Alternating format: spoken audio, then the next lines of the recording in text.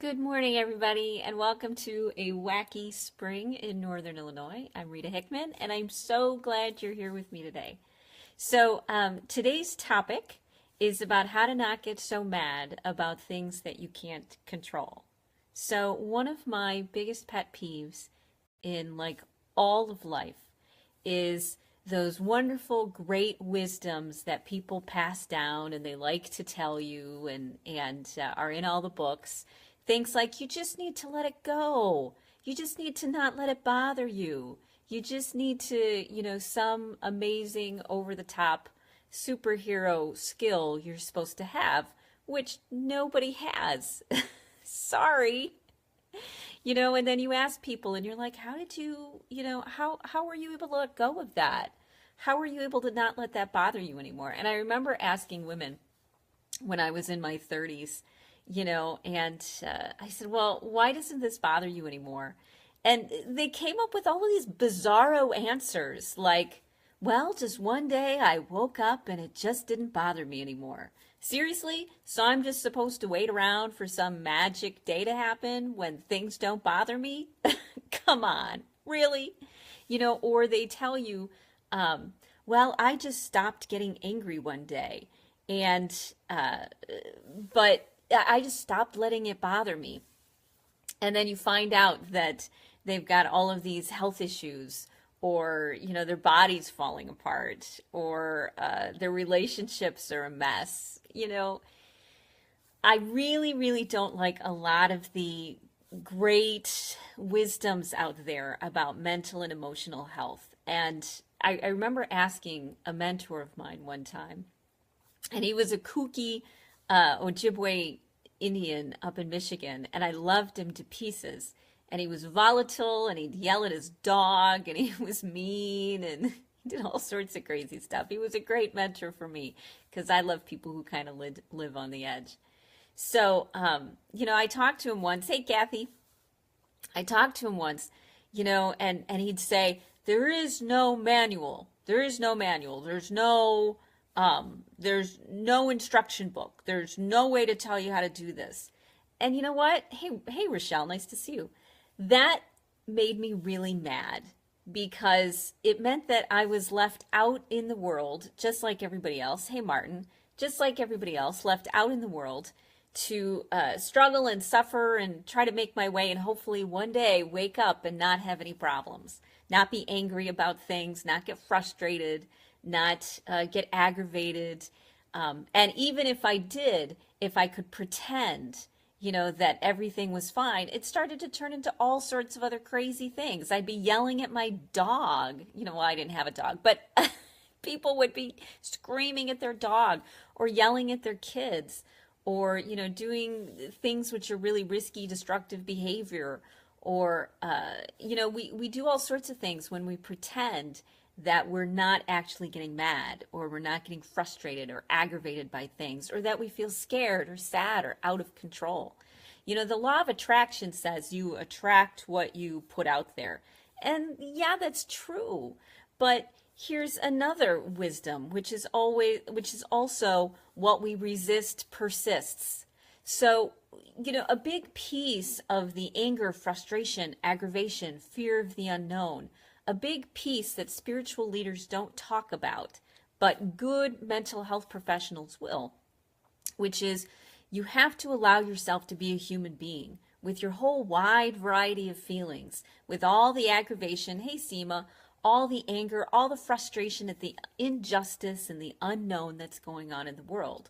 Once you own that, once you're okay with the fact that you're a multidimensional human being with all sorts of thoughts and feelings, and there's no way to bypass, I don't care how hard you try or how many magic tricks you do or how much energy you send out into the universe, there's no way to bypass the natural, normal human feelings that you have. You can rewire things, of course, so that something isn't a trigger, but there's no way to bypass being a human being. There just isn't. You can intellectualize it all, but then it's going to come out somewhere else. It's going to squeak out somewhere. Hey, Deb, great to see you.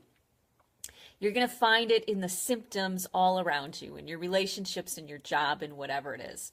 So I had a great conversation with a client of mine yesterday, and she had fallen for the trap, of spiritual guruism that says, if you have a problem with something, if you have a problem with somebody, or you get frustrated or angry, it's something broken in you. There's something wrong in you, and you need to look deep and fix it and figure out what's going on.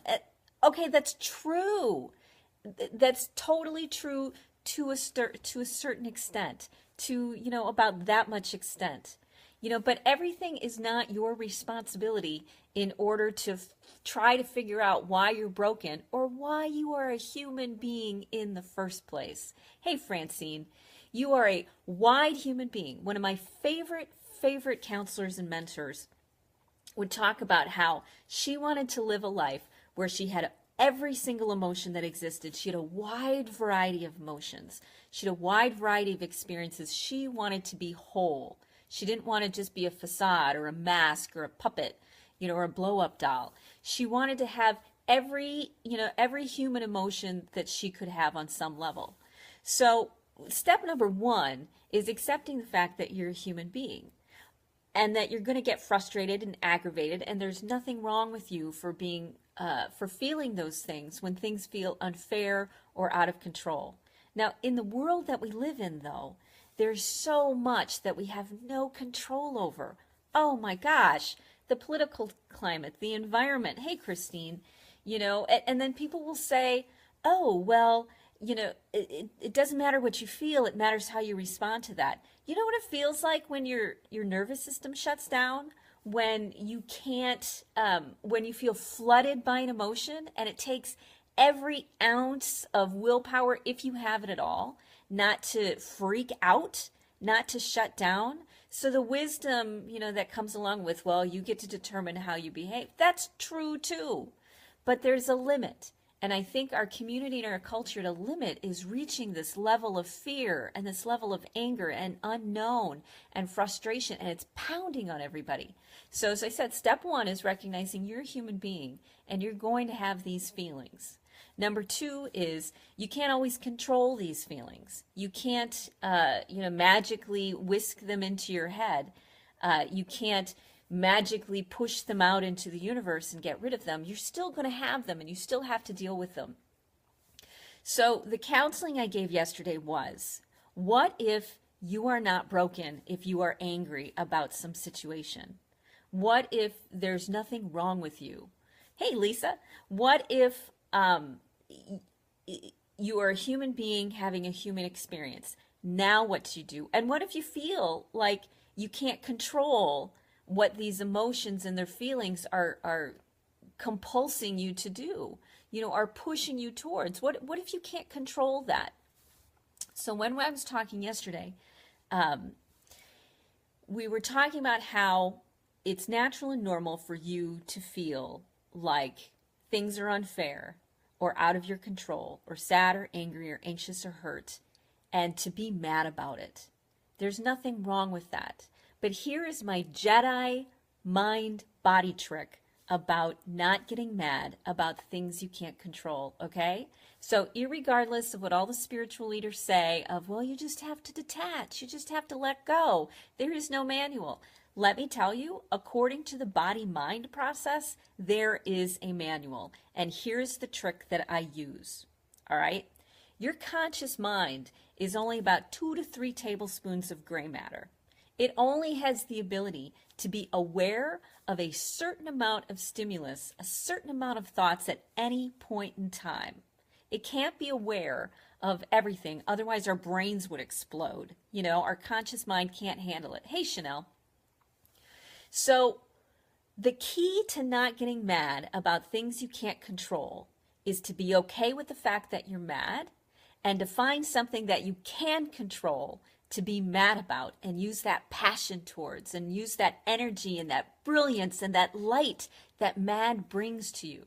Because being angry is such a creative, powerful force. Look at artists and musicians and writers and the things that we create, or the houses that we clean, when we have this tremendous force of energy of being angry. But because your conscious mind can only be aware of X amount of information at any point in time, you get to choose. You get to choose what you're going to put your focus on. So you don't have to get mad at the petty things going on in work. You don't have to get mad at the small annoyances or the traffic or the anything. Because let me tell you, when your focus is on something that gives you purpose and meaning, that you have the ability to impact in some way, to have a positive impact in some way through that energy and that passion and that power that you're wasting on traffic. You're wasting on people in the office. Oh my God. Anger can be such a powerfully creative source of life and meaning and amazingness. And you get to use it in any direction that you want. And so if you decide that you are going to use your focus on something that makes a powerful, positive impact in the world, you will not have the brain space to be mad about the idiot who doesn't refill the coffee maker. You're not going to have your signals.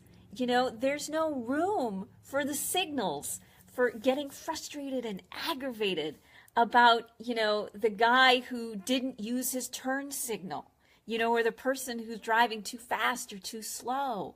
You know, you just don't have the brain power for it. There's not enough space. And in body work, this is what we do. When we have to do something painful, we pair it with something that's pleasurable. And the reason for that is because pleasure travels faster to the brain than pain. Different nerves. The nerves are coated with myelin more on happy than they are on pain. And so when you fill up all of those receptors with powerful things that you can, you know, that you can influence, that you can make a difference, that your anger and passion and joy and energy can move in a direction, can make an impact and make the world a better place. Hey, Danny, when you use that power and that focus, you don't get mad about all that other stuff because your priorities change. You know, this is what happens when people have near-death experiences. Suddenly all that other stuff just doesn't matter. Why? Because their focus is someplace else. Their focus is someplace that does matter. Their focus is something that moves them forward and makes an impact and gives them passion. Doesn't mean that they stop getting mad or frustrated. Doesn't mean they're dead and flatlining or that there's some Buddha Zen living in a cave. What it means is they have taken back their power and they have chosen to use what limited amount of brain space we have. Hey, Rita, nice to see you. What limited amount of conscious mind, those 2 to 3 tablespoons of gray matter that we have, and use it to do something that moves the world in an amazing, positive direction. So you don't have to get mad or get over the mad. You don't have to get rid of it. You don't have to judge it. You don't have to go down some crazy rabbit hole of trying to figure out why you're broken, you know, or what happened to you when you were 5 that, you know, caused you to do this. So what? Use your focus for something that's meaningful, that gives you purpose, that's positive, that moves you in a great direction. Because that energy, oh my gosh, it changes worlds. It changes lifetimes, you know? It changes history. When you can take that mad, just like the suffrage movement.